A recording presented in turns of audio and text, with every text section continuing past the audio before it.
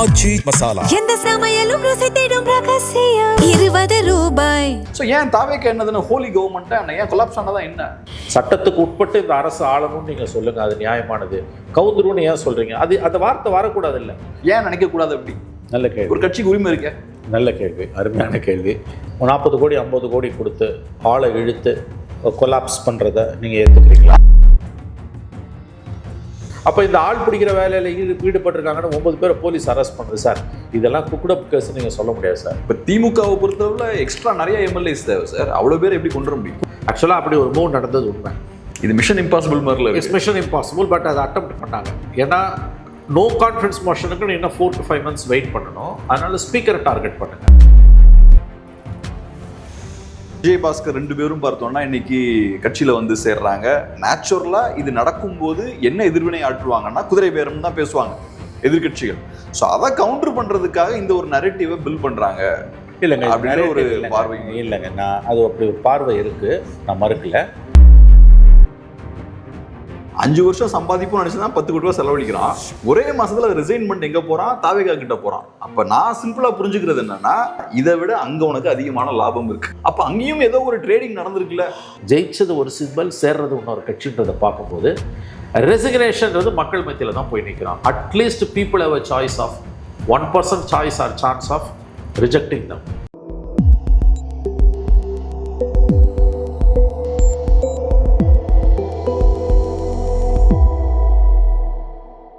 Sir வணக்கம். வணக்கம் sir, இப்போ தமிழ்நாட்டில் பார்த்தோம்னா குதிரை பேரம் அப்படின்ற இந்த வார்த்தை ரொம்ப பாப்புலராக போயிட்டு இருக்கு. குறிப்பாக ஃபர்ஸ்ட்டு திமுக தாவேக்கா மேலே அந்த குற்றச்சாட்டை வைக்கிறாங்க. நிறைய அதிமுக எம்எல்ஏஸ் வந்து தாவேக்காவில் வந்து சேர்றாங்க, பதவியெல்லாம் ரிசைன் பண்ணிட்டு. அப்போ தாவேக்காவை அட்டாக் பண்ணால் குதிரை பேரம் நடக்குது அப்படின்ற அந்த வார்த்தையை யூஸ் பண்ணி திமுக அட்டாக் பண்ணுறாங்க. இப்போ தாவேக்கா அதே அட்டாக்கை திமுகவை நோக்கி முன்வைக்கிறாங்க. திமுக தாவேக்காவோட எம்எல்ஏஸை பர்ச்சேஸ் பண்ண முயற்சி பண்ணாங்க அப்படின்ற ஒரு பெரிய குற்றச்சாட்டை வைக்கிறாங்க. அது தொடர்பாக சில பேர் அரெஸ்ட் பண்ணவும் பட்டிருக்காங்க. இந்த டெவலப்மெண்ட் எப்படி பார்க்குறீங்க? இது வந்து யார் பண்ணுறா இதை? ஒரு ஆளும் கட்சிக்கு வந்து simple majority, that's magic number 118 தமிழ்நாட்டில் 234, ஆஃப் ஏ மார்க் 117, 1 சீட் கூட இருக்கணும். 118 இல்லைன்னா என்ன நடக்குமோ அது நடக்குது. ஐ திங்க் யார் இருந்தாலும் இது நடக்கும்னு எனக்கு தோணுது. டிஎம்கே ஏடிஎம்கேவே இதே பொசிஷனில் இருந்து இது இப்படி இருக்குன்னு வச்சுக்கோங்க. ஒருவேளை ரிசல்ட் மாறி வந்துருக்குதுன்னா, மாறினா எப்படின்னா, இந்த 107 வந்து திமுக, 59 வந்து தாவேக்கா, 46 47 அண்ணா திமுக இருந்ததுன்னா இதே ஹார்ஸ் ரைடிங் வேறு ரூபத்தில் நடந்திருக்கும். ஏன் மைனாரிட்டி கவர்மெண்ட்டாக இருக்கிறது என்ன சார் சிக்கல்? திமுக அப்படி இருந்திருக்காங்களே. திமுக மைனாரிட்டி கவர்மெண்ட்டாக இருந்தப்போ வெளியிலேருந்து ஆதரித்தவங்க வந்து கவுக்க மாட்டாங்கன்ற உறுதியான ஒரு உத்தரவாதம் இருந்தது. அது என்னமா, அது அப்சல்யூட் மைனாரிட்டி கவர்மெண்ட். 96 சீட்டு தான், 118 மேஜிக் மார்க்கு, 22 சீட்டு துண்டு விழுது. 36 காங்கிரஸும் 18 பாமகவும் ஆதரிக்குது. அதில் முதல் 4 வருஷம் வந்து 2 வருஷம் 3 வருஷம் வந்து டெல்லியில் வந்து டிஎம்கேவை நம்பி காங்கிரஸ் இருந்ததால் சோனியா காந்தி கிட்ட கருணாநிதிக்கு இருந்த பர்சனல் ரேப்போவால் பிரச்சனை இல்லை. அதுக்கு பிறகு 2 இயர்ஸும் வந்து because of his personal stature, கருணாநிதியோட பர்சனல் ஸ்டேச்சரால் காங்கிரஸ் அவரை டிஸ்டர்ப் பண்ணல. இப்போல்லாம் யார் இருந்தாலுமே இது நடக்காது. It's full fledged minority government.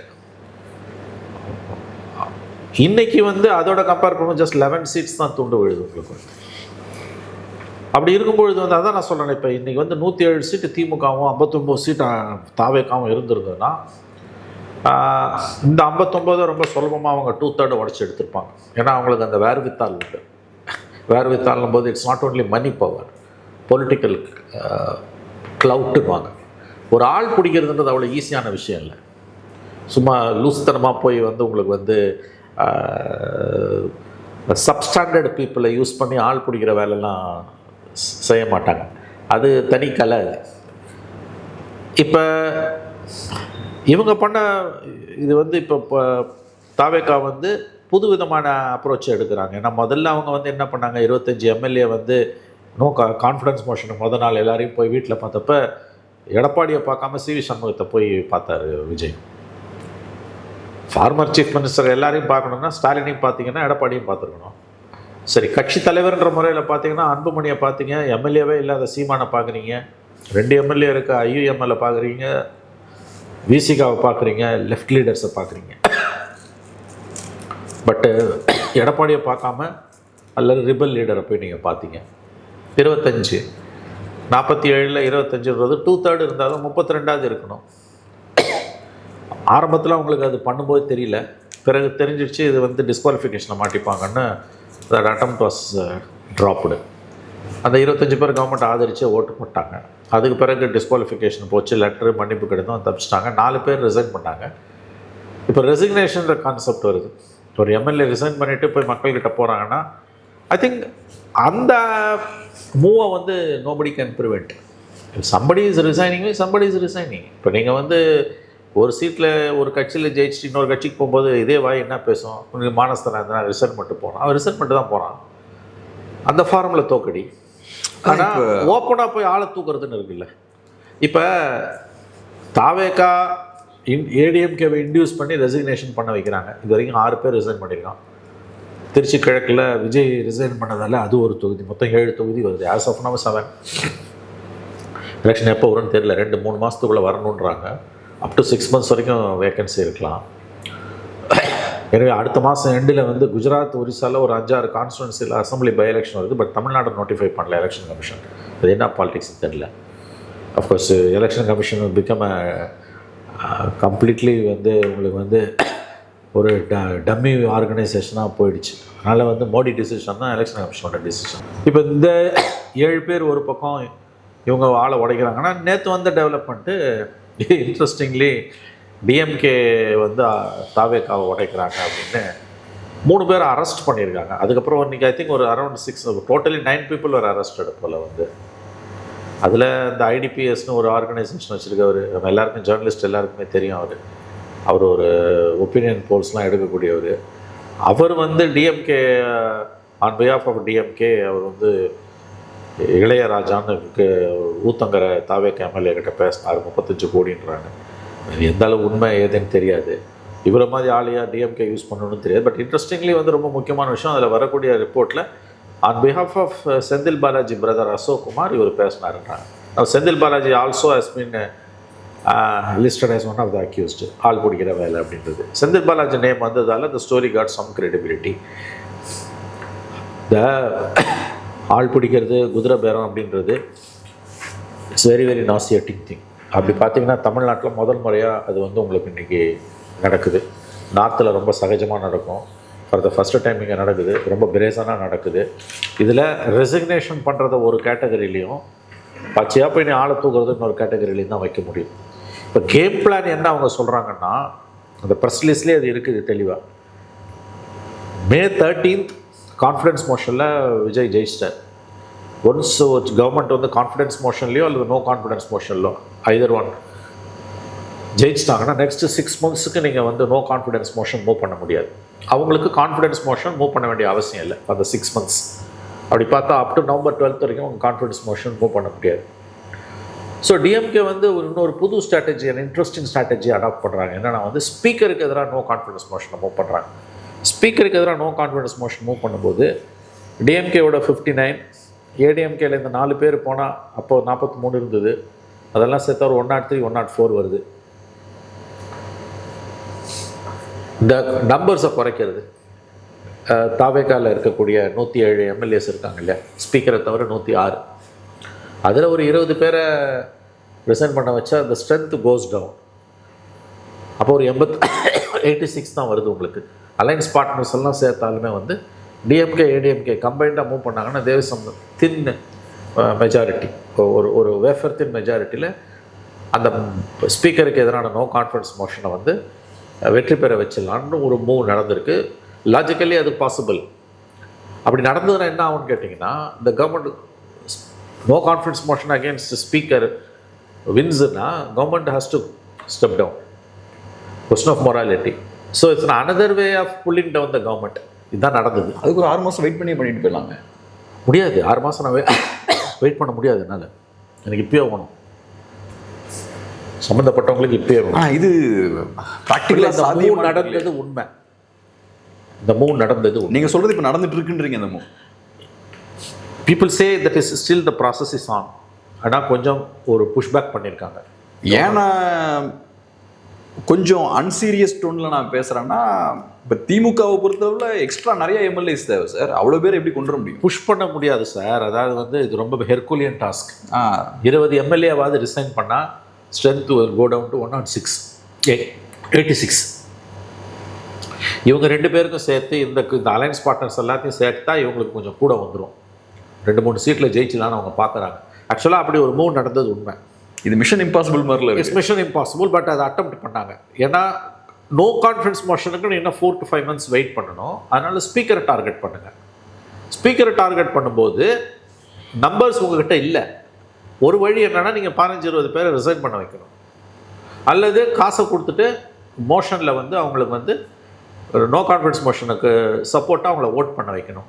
விப்புக்கு அகேன்ஸ்டாக போவாங்க, அது instantly disqualified. If they got instantly டிஸ்குவாலிஃபைடுன்னு வச்சுக்கோங்க, கவர்மெண்ட்டோட சீரியஸ்னஸ் ஸ்டெபிலிட்டி ஒரு பக்கம் இருக்கட்டும். No confidence motion defeat success ஆகிடுச்சுனாலே government has to step down. Question of morality. அது வந்து ட்ரெஷரி பெஞ்சஸ் ரூலிங் பார்ட்டியோட ஸ்பீக்கர் வந்து அவருக்கு எதிரான நோ கான்ஃபிடன்ஸ் மோஷன் ஜெயிக்குது அப்படின்னா immediately the chief minister should resign. அதில் சந்தேகமே கிடையாது. அதை தான் அவங்க மூவ் பண்ணியிருக்காங்க இன்றைக்கி. No that attempt has been botched up. அதில் வந்து 9 பேர் வரைக்கும் அரெஸ்ட் பண்ணியிருக்காங்க.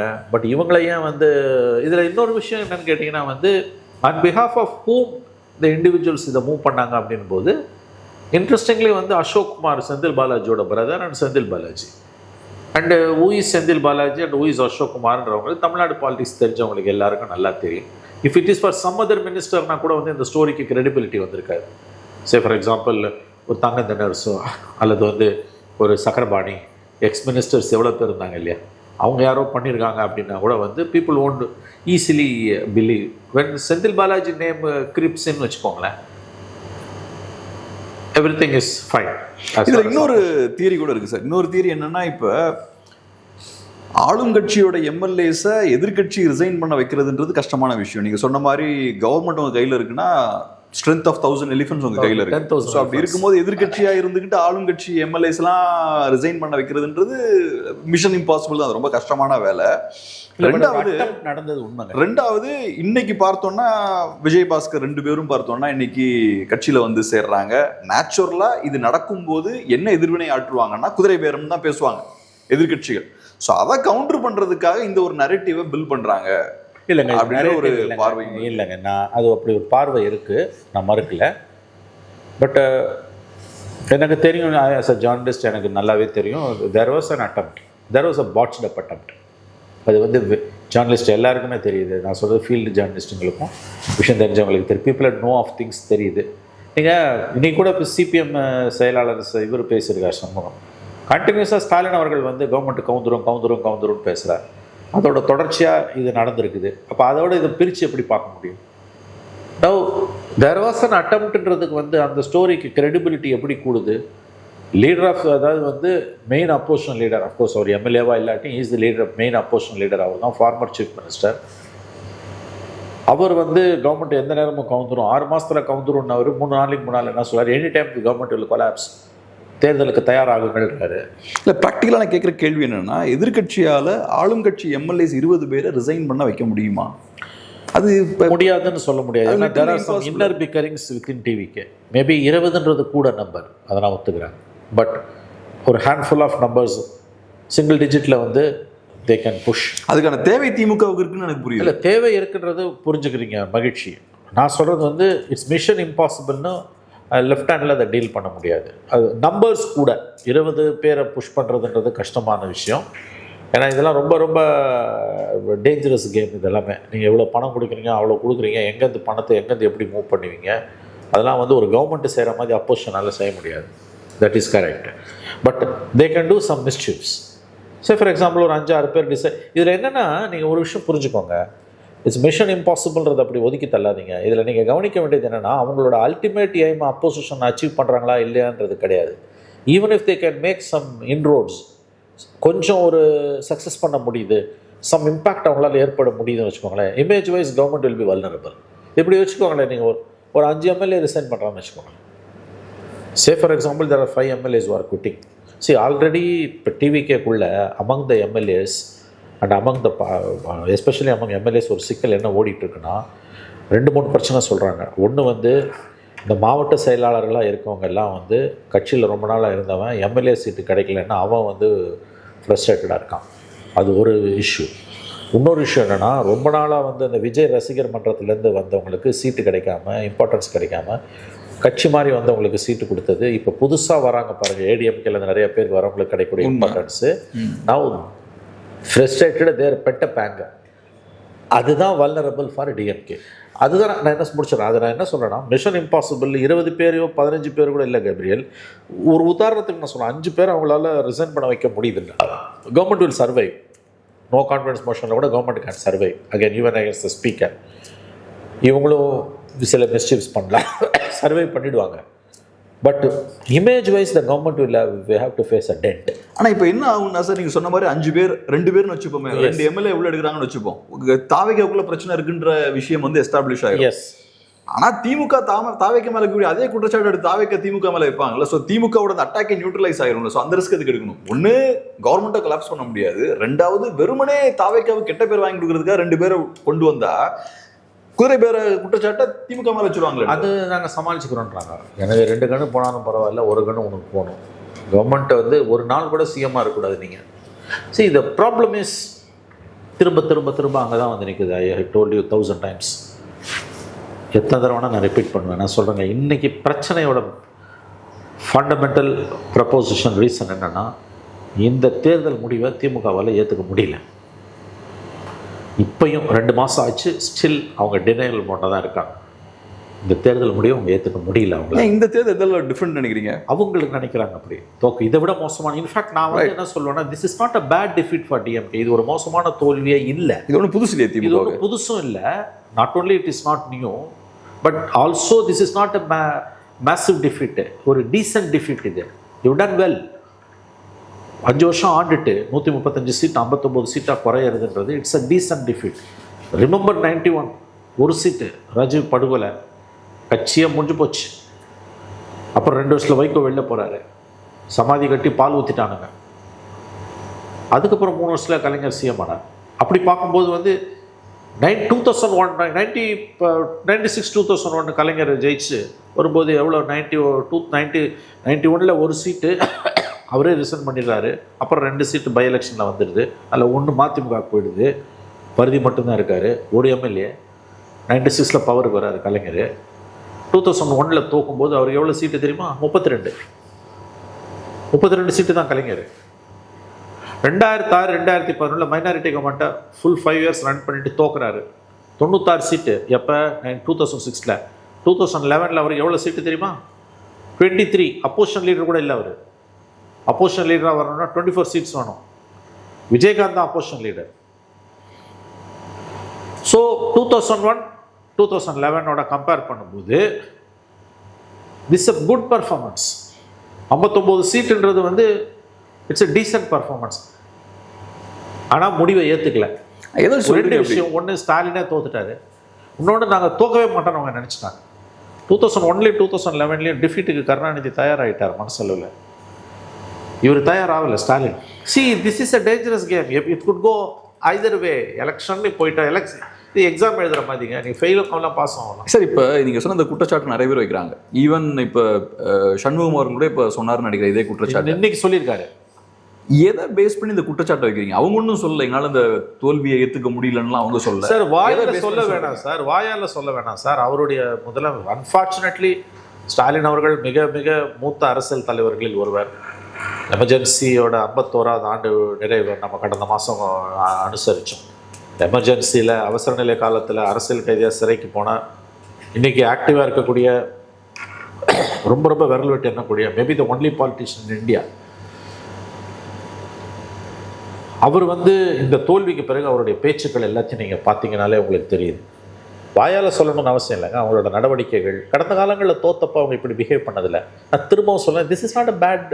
இது ஒன்றும் மோசமான தோல்வியாக இல்லை. இதை விட மோசமான தோல்விகள் 91 2001 2011 ஃபுல் 5 இயர்ஸ் ரூல் பண்ண பிறகு 2001 வந்து in fact that was a good government. 96 2001 was a reasonably good government.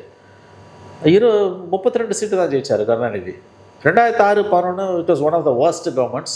23 seat தான் ஜெயிச்சாங்க. அப்படி பார்க்கும்போது இப்போ 59 சீட்டுன்றது it's a very good performance. அப்புறம் அவங்க தோல்வியை ஏற்றுக்க எதை வச்சு சொல்கிறீங்கன்னா அவரோட பேச்சு. திட்டம் இருக்கும் வரை ஒரு திட்டத்தை சொல்கிறாரு, மகளிர் உரிமை அது இருக்கும் வரை நான் தான் முதலமைச்சர்ன்றாரு. அப்போ மதிய உணவு திட்டம் இருக்க வரை ஜெயலலிதா தான் முதலமைச்சர், எம்ஜிஆர் தான் முதலமைச்சர், அவங்க தான் கொண்டு வந்தாங்க. அது இப்படி ஒவ்வொருத்தரும் கிளைம் பண்ணிக்கலாமே. Will accept the result, will sit in the opposition. 5 வருஷம் பொறுத்து நாங்கள் மறுபடியும் பவருக்கு வருவோன்ற வார்த்தை இது வரைக்கும் என் வாயிலேருந்து வரல. நான் இன்னொன்று கேட்குறேன், அவங்களால டிஃபீட்டை ஏற்றுக்க முடியலன்றது எதை வச்சு சொல்கிறீங்க நீங்கள் கேட்டீங்க, நல்ல கேள்வி. விஜயோட பதவியேற்பு விழாவுக்கு மு க ஸ்டாலின் அவர்கள் ஏன் போல? ஸ்டாலினோட பதவியேற்பு விழாக்கு எடப்பாடி வந்தார். இவர் மெச்சூர்டு பொலிட்டிக்கல் லீடர், இவர் one of the tallest leaders in the country. ஒரு 50 வருஷத்துக்கு மேலே அரசியலில் இருக்கார் அவர். He has wide rich experience. இவர் பதவி ஏற்றுக்கும் போது 5 வருஷத்துக்கு முன்னால் எடப்பாடி பழனிசாமி அன்றைய முதலமைச்சர் வந்தார்.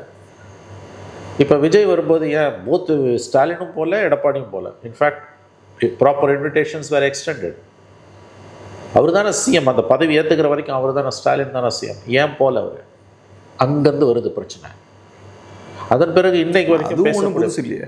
நோ நோ நோ நோ அப்படி சொல்லாதீங்க. அவர் ப்ராக்டிஸ் பண்ண பாலிடிக்ஸ்க்கு அது புதுசு. நான் ஒரு புது அரசியல்னாரு. அவர் யாரையும் அந்த 5 வருஷத்தில் கூட பெரிய அளவில் பழி வாங்கலை. இப்போ ஏடிஎம்கே மந்திரிகளை பற்றிலாம் அவ்வளோ பேர் மேலே நடவடிக்கை எடுப்போம் அப்படி இப்படின்னு சொன்னார் வழியே. Is not arrested even a single ADMK minister. அது காம்ப்ரமைஸாக கூட பார்க்கலாம். அது இப்படியும் பார்க்கலாம், நான் ஒத்துக்கிறேன். It's like playing the of class. அது காம்ப்ரமைஸ் பண்ணிட்டாங்கன்னு பார்க்கலாம். ஆனால் பெனிஃபிட் ஆஃப் டவுட்டை ஸ்டாலினுக்கே கொடுக்குறேன். அவரோட நேர்மையில் எனக்கு சந்தேகம் இல்லை, ஃபைன். அவர் யாரையுமே பழி வாங்கலை. அவர் ஸ்டாலின் அவர்கள் யாரையும் பழி வாங்கலை. ஒரு கவர்மெண்ட் ஒரு ரீசனபிளான கவர்மெண்ட்டை தான் அவர் ரன் பண்ணார். நிறை குறைகள் உண்டு, நல்லதும் நடந்தது, கெட்டதும் நடந்தது. மொத்தமாக கவர்மெண்ட்டை தலையில் தூக்கி வச்சு கொண்டாடவும் முடியாது, மொத்தமாக காலு கீழே போட்டு மிதிக்கவும் முடியாது. It was a reasonably a good government. அப்படி ஐ மீன் நல்லதும் கெட்டதும் கலந்த கவர்மெண்ட் தான். அது நாட் அ பேட் கவர்மெண்ட், என்னால் அப்படி தான் சொல்ல முடியும். பட் மக்கள் தீர்ப்புன்னு வரும்போது நீங்கள் ஏன் அதை ஏற்றுக்க நீங்கள் மறுக்கிறீங்க? அவங்க ஏற்றுக்க மறுக்கலன்றதுக்கு என்ன ஆதாரன்றீங்க? அவரோட பேச்சுக்கள், அவருடைய நடவடிக்கைகள். அவர் முதல்ல போய் மே 10ஆம் தேதி பதவியேற்பு விழாக்கு போவாததே முதல் அறிகுறி. மனசு ஏற்றுக்கல. உங்கள் பதவியேற்புக்கு எடப்பாடி வந்தார், அன்றைய முதலமைச்சர். விஜய் பதவியேற்புக்கு மு க ஸ்டாலின் அவர்கள் ஏன் போல? நாளைக்கு 5 வருஷம் பொறுத்து நீங்கள் ஜெயிச்சு வரலாம். இது ரங்கராட்டினம் தானே சார். மேலே இருக்கும், கீழே வருது, கீழே இருக்கும், மேலே வருது. அதுவும் ரெசிலியன்ஸ்ன்றது டிஎம்கேவோட டிஎன்ஏலே ஊர்னது. That party has got some அதாவது சம் அன்பிலீவபிள் ரெசிலியன்ஸ். அவங்களுக்கு அந்த மாதிரியான டிஃபிட்ஸையும் பார்த்தவங்க கிடையாது, அந்த மாதிரியான விக்டரிஸையும் பார்த்தவங்க கிடையாது. அதுலேருந்து ஆரம்பிக்குது. அதுக்கு பிறகு ஒவ்வொரு நாளும் ஒவ்வொரு விதமான பேச்சுக்கள். இத்தனைக்கும் அவர் சிஎம் ஆன பிறகு உங்களை வீட்டில் பார்க்குறாரு. நீங்கள் போல் அவரோட பதவியேற்பு விழாக்கு. பட் நெக்ஸ்ட் டே அவர் வராரு, உங்கள் வீட்டுக்கு உங்களை பார்த்துக்கிறார். It is a courtesy call. That is a good gesture, really a good gesture. அப்போ அவர் ஆரம்பத்தில் விஜய் ஒழுங்காக தான் இருந்திருக்கார். உங்களை பார்த்தார், அவர் எடப்பாடியை பார்க்கல வழியே உங்களுக்குரிய மரியாதையை அவர் கொடுத்தார். ஆனால் நீங்கள் டே 1லேருந்து பிரச்சனை தானே பண்ணுறீங்க. இந்த கவர்மெண்ட்டை கவுந்துருன்னு தானே சொல்கிறீங்க. உங்கள் வாயிலேருந்து எப்படி அந்த வார்த்தை வரலாம்? அதை தானே எல்லா வீரபாண்டியன் கூட அதானே சொன்னார். நீங்கள் அப்படி சொல்லக்கூடாது, நீங்கள் ஒரு முதிர்ச்சியான தலைவர், முன்னாள் முதலமைச்சர், சட்டத்துக்கு உட்பட்டு இந்த அரசு ஆளணும்னு நீங்கள் சொல்லுங்கள், அது நியாயமானது. கவுந்துருன்னு ஏன் சொல்கிறீங்க? அந்த வார்த்தை வரக்கூடாது இல்லை. அதை தான் நீங்கள் சண்முகம் என்ன சொல்கிறாரு, அவரால் தோல்வியை ஏற்றுக்க முடியல, அதனால தான் அவர் கவுந்துருன்னு சொல்கிறான்றார். அப்போ இந்த ஆள் பிடிக்கிற வேலையில் ஈடுபட்டிருக்காங்கன்னு 9 பேரை போலீஸ் அரெஸ்ட் பண்ணுது சார். இதெல்லாம் குக்குடப் கேஸ்ன்னு நீங்கள் சொல்ல முடியாது சார். நான் சொல்கிறேன், போலீஸ் அரெஸ்ட் பண்ணுறாங்க. இந்த மாதிரி விஷயம் நான் உங்களை சொல்லலை, நாட் யூ. ஒரு பிரைம் ஆஃபஸே கேஸ் ஒரு 10%, 20% எவிடன்ஸ் இல்லாமல் இந்த மாதிரி கேஸ்லாம் எவனும் தெருவில் போகிறவனை தூக்கிலாம் அரெஸ்ட் பண்ண முடியாது. There was an attempt, some botched up attempt, goof up நடந்துச்சு. some immature attempt கூட இருக்கலாம். But there was a move, அதில் சந்தேகமே கிடையாது. அப்போ அதையும் 2 நாள் முன்னால் கூட கல்யாண வீட்டில் பேசுகிறாரு ஸ்டாலின், கவர்மெண்ட் கவுந்துரும், தயாராக இருக்கணும் தொண்டர்கள், திமுக தொண்டர்கள், உடன்பிறப்புகள் தேர்தலுக்குன்னு. அப்போ என்னங்க பேச்சுது? கல்யாண வீட்டில் போய் நீங்கள் அதை பேசுகிறீங்க. நீங்கள் அதை பேசலாமா? நீங்கள் ஒரு முன்னாள் முதலமைச்சர், நீங்களும் 5 வருஷம் ஆண்டிருக்கீங்க. ஒரு புது கவர்மெண்ட் வந்திருக்குது. ஒரு அட்லீஸ்ட் 6 months ஹனிமூன் பீரியடு வேணும்னு தொண்டை கீழே கத்துறாங்க. இப்பயே கவுந்துருன்னு பேசுனீங்கன்னா, அப்போ இந்த மாதிரி 4 பேரை போலீஸ் அரெஸ்ட் பண்ணுறாங்கன்னா, அப்போ இதுக்கு பின்னால் திமுக இருக்கின்ற சந்தேகம் எழுவது இயல்பானது தானே. அது உங்கள் கூடவே இருக்க கட்சி அதை சொல்கிறாங்க. இன்னொரு பிரச்சனை என்ன இதுலன்னு கேட்டிங்கன்னா, திரும்ப அது வந்துக்கிட்டே இருக்குது. மே 4ஆம் தேதியிலேருந்து 9ஆம் தேதி வரைக்கும் என்ன நடந்தது? இவங்க நடுப்புற எடப்பாடியை சிஎம்மாக்க முயற்சி பண்ணாங்கன்னு இவங்க கூடவே இருந்தவங்க சொல்கிறாங்கல்ல. மற்றவங்கள விடுங்க. People were known for their credibility. For example IUML leader like Kader Mohideen, very low profile leader. But இவங்க கூடவே இருந்தவங்க. 1948 IUML ஆரம்பிச்சது, 49 DMK, 60ஸ்லேருந்து அவங்களுக்கு எலக்ட்ரல் அலையன்ஸ் வித் DMK. எவ்வளவோ முஸ்லீம் கட்சிகள் வந்து இங்கேயும் அங்கேயும் மாறி மாறி ஓடுவான் காசுக்கு.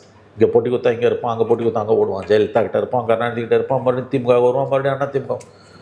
வெதர் ரெயின் ஆர் ஷைனுன்னு ஒரே டிஎம்கேவோட loyal to the core. Except பிஜேபியோட 4 இயர்ஸ் இவங்க கூடி கொலாவும் போது அவங்க இல்லை. மற்றபடி வந்து தோக்கிறது ஜெயிக்கிறது இம்மெட்டீரியல். 100% தோல்வி உறுதினால அவங்க திமுகவோட தான் இருப்பாங்க. அவங்க லீடர் சொல்கிறாரு, நாள் என்னை கூப்பிட்டு அவர் சொல்கிறாரு, எடப்பாடியை சிஎம் ஆக்க போகிறோம், நீங்கள் ஆதரவு கொடுக்கணும்னு. அடுத்த நாள் கூப்பிட்டு சொல்கிறாரு, திருமாவளவனை சிஎம் ஆக்க போகிறோம், ஆதரவு கொடுக்கணும். இது அவரே என்கிட்ட சொன்னார்னு சொல்கிறவர், ஸ்டாலினே சொன்னார்னு IUML லீடர் சொல்கிறார். இது வரைக்கும் அவர் யார் எதிராகவும் புறம் பேசினது கிடையாது. அப்போ எதை வச்சு சொல்கிறீங்கன்னு நீங்கள் கேட்குறீங்கல்ல. பதவி ஏற்றுக்கிறதுக்கு முதல்ல அந்த 5 நாள், அந்த 6 நாள், May 4th to 9th என்ன நடந்தது, அதுலேருந்து 3 நாளுக்கு முன்னால் கல்யாண வீட்டில் போய் கவுந்துரும் கவர்மெண்ட்டு, சீக்கிரம் கவுந்துரும், எந்த நேரமும் தேர்தல் வரலாம்னா சண்முகம் சொன்னதான். நான் இப்போ இன்னொரு ஆர்குமெண்ட் நான் முன்வைக்கிறேன் சார். இப்போ கவர்மெண்ட் கவுந்துருன்னு சொல்கிறது, இல்லைனா கவர்மெண்ட்டை கொலாப்ஸ் பண்ண முயற்சி பண்ணுறது தவறு அப்படின்ற ஒரு வாதம் வந்து வைக்கப்படுது. இப்போ நீங்களும் சொல்கிறீங்க, தாவேக்கா தரப்புலையும் அது ஏன் இப்படிலாம் நீங்கள் பேசுகிறீங்கன்ற மாதிரி வைக்கிறாங்க. என்ன பொறுத்தவரை ஸோ வாட், தாவேக்கா கவர்மெண்ட்டை யாரும் கொலாப்ஸ் பண்ணக்கூடாது, அது ஒரு புனிதமான கவர்மெண்ட்டாக கொலாப்ஸ் பண்ணாதான் என்ன? ஏன்னா அவங்களுக்கு சிங்கிள் மெஜாரிட்டி இல்லை. மேண்டேட், மக்களோட மேண்டேட்னு பார்த்தா ஃப்ராக்சர்ட் மேண்டேட் தான். ஸோ அப்போ மற்ற கட்சிகளோட சப்போர்ட்டோட தான் அவங்க கவர்மெண்ட் ஃபார்ம் பண்ண முடியும். இன்கேஸ் இப்போ நாளைக்கு அவங்க சரியாக செயல்படலை, இல்லைனா இன்னைக்கு அவங்க சரியாக செயல்படலைன்னு யாராவது நினைக்கிறாங்கன்னா, அந்த கவர்மெண்ட்டை கொலாப்ஸ் பண்ணுறதுக்கான எல்லா உரிமையும் கட்சிகளுக்கு இருக்குது. இன்ஃபேக்ட் நான் என்ன சொல்லுவேன்னா, இடதுசாரிகளும் சரி, விசிகேவும் சரி, மற்ற கட்சிகளும் சரி, 5 வருஷம் இந்த கவர்மெண்ட் நடக்கும்லாம் சொல்லக்கூடாது. இன்னைக்கு நடக்குது, இன்னைக்கு நாங்கள் சப்போர்ட் பண்ணுறோம், நாளைக்கு தவறு பண்ணால் சப்போர்ட் பண்ண மாட்டோம்னு சொல்லணும். ஸோ ஏன் இது அடிமை சாசனமா? இது 5 வருஷம் நடக்கும், 5 வருஷம் நான் கூடவே இருப்பேன்னு சொல்றதெல்லாம். ஸோ ஏன் தாவேக்கா என்னதுன்னு ஹோலி கவர்மெண்ட்டை ஏன் கொலாப்ஸ் ஆனதான் என்ன, ஏன் நினைக்கக்கூடாது? அப்படி நல்ல கேள்வி. ஒரு கட்சிக்கு உரிமை இருக்கே. நல்ல கேள்வி, அருமையான கேள்வி. பட் இன்டியூஸ் பண்ணி 40 கோடி 50 கோடி கொடுத்து ஆளை இழுத்து கொலாப்ஸ் பண்ணுறதை நீங்கள் ஏற்றுக்கிறீங்களா? அந்த ஆங்கிளில் விட்டுருங்க. நான் அந்த ஆங்கிளில் மட்டும்தான் நான் சொல்கிறேன். நான் அதனால தான் இன்னொன்று சொல்கிறேன். நீ வந்து ரெசிக்னேஷன் பண்ணுறதுன்றத ஹார்ஸ் ட்ரேடிங் உள்ள கொண்டு வர முடியாது. ஸ்ட்ரிக்ட்லி ஸ்பீக்கிங் ஃப்ரம் தட் பேராமீட்டர்ஸ்னால் ஹார்ஸ் ட்ரேடிங்கிற கேட்டகரிக்குள்ளே ஒருத்தன் ரிசைன் பண்ணுறது வராது. ஏன்னா மறுபடியும் மக்கள்கிட்ட தான் போய் நிற்கணும். நான் அதுக்கு ஒரு சின்ன ஆர்குமெண்ட் வைக்கலாமா? இப்போ நான் எப்படி ஃபண்டமெண்டலாக என்ன டிஃப்ரென்ஸ் இருக்குன்னு நான் பார்க்குறேன்னா, இப்போ இன்னைக்கு ஒருத்தனை ஓட் போட்டு எலெக்ட் பண்ணுறாங்க. அவன் இந்த எலெக்ஷனில் ஜெயிக்கிறதுக்கு 10-15 கோடி ரூபா செலவழித்து இன்னைக்கு ஜெயிக்கிறான். ஜெயிச்சதுக்கப்புறம் என்ன பண்ணுறான், ஒரே மாதத்தில் 5 வருஷம் சம்பாதிப்பும் நினச்சிதான் 10 கோடி ரூபா செலவழிக்கிறான். ஒரே மாதத்தில் ரிசைன் பண்ணிட்டு எங்கே போகிறான், தாவேக்கா கிட்ட போகிறான். அப்போ நான் சிம்பிளாக புரிஞ்சுக்கிறது என்னன்னா, 10 கோடி ரூபா சம்பாதிச்சு 30 கோடி ரூபா சம்பாதிக்கிறதுக்கான வாய்ப்பு இருந்தும் அதெல்லாம் தூக்கி போட்டுட்டு இன்னொரு கட்சிக்கு போகிறேன்னா, இதை விட அங்கே உனக்கு அதிகமான லாபம் இருக்கு. அதுதான் சிம்பிளான லாஜிக். அப்போ ஓப்பனாக ஹார்ஸ் ட்ரேடிங் நடந்தது தெரிலைங்க, ஆனால் ஏதோ ஒரு ஹார்ஸ் ட்ரேடிங் நடந்திருக்கு. இப்போ திமுக கேஸில் நீங்கள் சொன்ன மாதிரி போலீஸ் கேஸ் ஆகுது, நிறைய பேர் அரெஸ்ட் பண்ணுறாங்க, பவர் இருக்கு. ஆனால் நீங்கள் லாஜிக்கலாக பார்த்தீங்கன்னா, சும்மா ஒருத்தன் 5 பேர் ரிசைன் பண்ணிட்டு அங்கே போகிறாங்கன்னா அதுக்கு பின்னாடி ஏதாவது ஒரு லாஜிக் இருக்கணும்ல. அப்போ அங்கேயும் ஏதோ ஒரு ட்ரேடிங் நடந்திருக்குல்ல. மேபி அதுக்கு வேற ஒரு பேர் வைக்கலாம். இல்லை நம்ம சண்முகம் டாங்கி ட்ரேடிங்னா வைக்கலாம். இல்லை நான் லிமிட்டட் பாயிண்ட் தான் நான் சொல்கிறேன். நான் இது ரொம்ப டீப்பாக பேசுகிறது வந்து இட்ஸ் வெரி டிஃபிகல்ட். ஏன்னா மாரல் ஆங்கிள் உள்ளே வருது உங்களுக்கு. வந்து ரெசிக்னேஷன் இஸ் அ ரெசிக்னேஷன். அது வந்து நீங்கள் என்ன பண்ணாலும் at least people have a choice of rejecting it. இது அப்படி இல்லை. என் மாதம் நீ உள்ளே போய் பூந்துக்கிறசி வைட் ஆன்டி டிஃபெக்ஷன் லான்றது வருது. ஆன்டி டிஃபெக்ஷன் லா வரும்போது ரொம்ப கஷ்டப்பட்டு ராஜீவ்காந்தி கொண்டு வரும்போது 85லேருந்து 2003 வரைக்கும் 1/3 வந்து உங்களுக்கு வந்து ஸ்பிளிட்டுன்னு இருந்தது. இப்போ 30 பேர் இருக்கானா, 10 பேர் போனால் வந்து you can escape the anti defection லா. எப்போ 18 வருஷம் ஃப்ரம் 85 to 2003. 2003 தான் வந்து இந்த 2/3 மாற்றுறாங்க. தட் இஸ் 20 பேர் வெளியில் வரணும். அப்படியும் சர்க்கமெண்ட் பண்ணி லூப் ஹோல்ஸ் வச்சு அடிச்சுக்கிட்டே போகிறாங்க.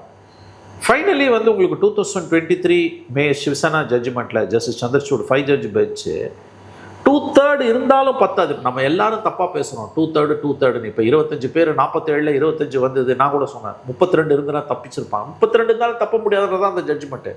இந்த ஜட்ஜ்மெண்ட் கிளியர்லி சேஸ், சந்திரசூடோட judgement, that was authored by justice Chandrachud. 2/3 இருந்தால் மட்டும் பத்தாது. Parent body, that is outside the legislative assembly, parent body has to approve the merger and that merger proposal should be approved by the 2/3 majority. Now அதை இப்போ காத்தில் பறக்க விட்டுருக்காங்க. இப்போ 7 out of 10 Aam Aadmi Rajya Sabha MPs போய் join பண்ணோம். இவர் Rajya Sabha chairman CP Radhakrishnan 2 நாளே அதை அக்செப்ட் பண்ணிட்டாரு. பிஜேபியோட அவங்க மெர்ஜ் பண்ணிட்டாங்க, விச் இஸ் ராங். ஏன்னு கேட்டிங்கன்னா Kejriwal party, Kejriwal has to approve it. Kejriwal not Kejriwal, is party has to approve it.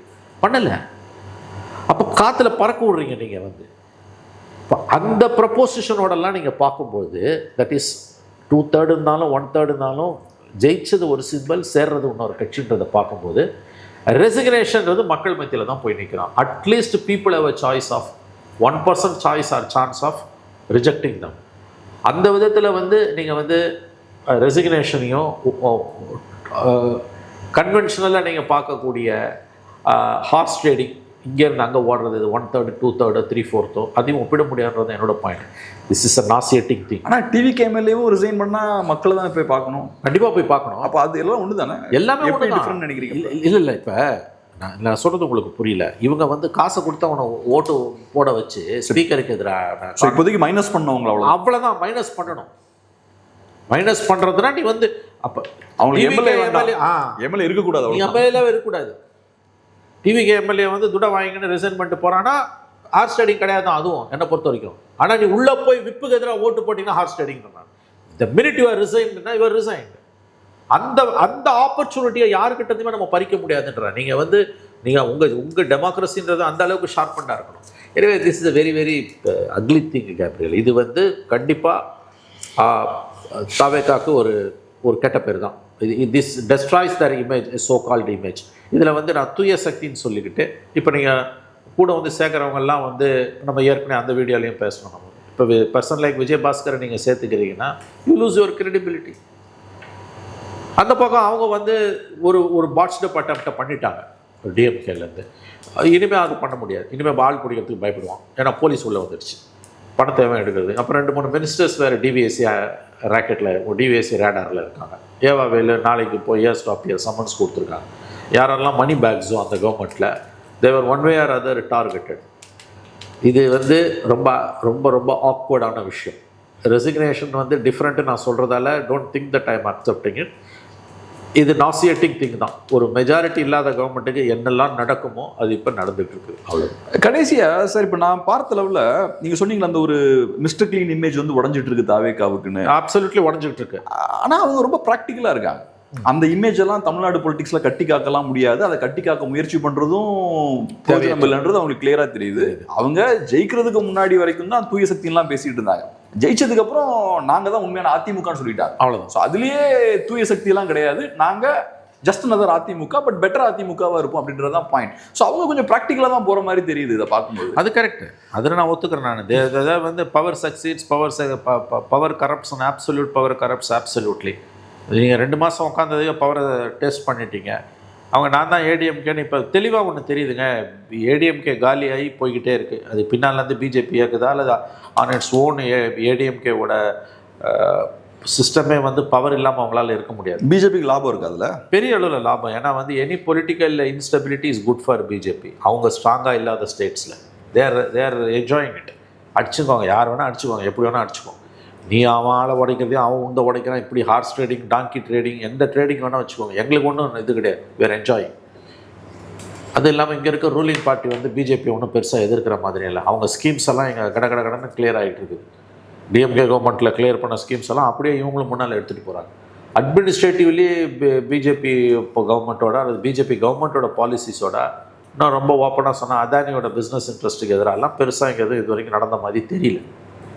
அதில் கையை வச்சிங்கன்னா தான் உங்களுக்கு பிரச்சனை. பொலிட்டிக்கல் பவர் இப்போதைக்கு ஸ்டேட்டில் நமக்கு இல்லைன்றது பிஜேபிக்கு ரொம்ப நல்லா தெரியும். டிஎம்கே இருக்கும்போதும் இல்லை, இப்பயும் இல்லை. டிஎம்கே இருக்கும்போது ரொம்ப அக்ரெசிவாக எதிர்த்தாங்க, இப்போ பேச்சே கிடையாது நம்மளை பற்றி. ஸோ டிஎம்கே வீக்கன் ஆகிறது த்ரூ டிவிக்கே டிஎம்கே வீக்கன் ஆகிறது பிஜேபி ஒரு ரிலேஷன். நம்மளால் முடியல, அவங்க செய்கிறாங்க. நாளைக்கு ஒரு கட்டத்தில் விஜய் வளரும் போது வி வில் ஹேண்டில் விஜய். இப்போதைக்கு தேவையில் என்ஜாய் ஆகிட்டுங்க. இது அவங்களுக்கு காட்ஸ் அண்ட் ஆப்பர்ச்சுனிட்டிங்க. 2 பார்லிமெண்ட் எலெக்ஷனில் 10 சீட்டு காங்கிரஸுக்கு கொடுத்து தூக்கி விட்டது டிஎம்கே அலையன்ஸ் தான். கண்டிப்பாக 29 அது நடக்க போகிறது கிடையாது. There will be some confusion. அந்த விதத்தில் அவங்க தே வில் என்ஜாய் இட் இல்லையா? Any political instability, any political confusion, any chaos, political chaos will always be good for BJP. Especially அவங்க பலவீனமாக இருக்க மாநிலங்களில் வரக்கூடிய எல்லா அரசியல் ஸ்திரமற்ற தன்மைகளும் குழப்பங்களும் அரசியல் குழப்பங்களும் அவங்களுக்கு ரொம்ப பிடிக்கும். அவங்க தேர் என்ஜாயிங் இட். பிஜேபி இதை ரசித்து கொண்டிருக்கிறது. ரொம்ப நன்றி சார், அருமையான ஒரு பேட்டிக்கு ரொம்ப நன்றி.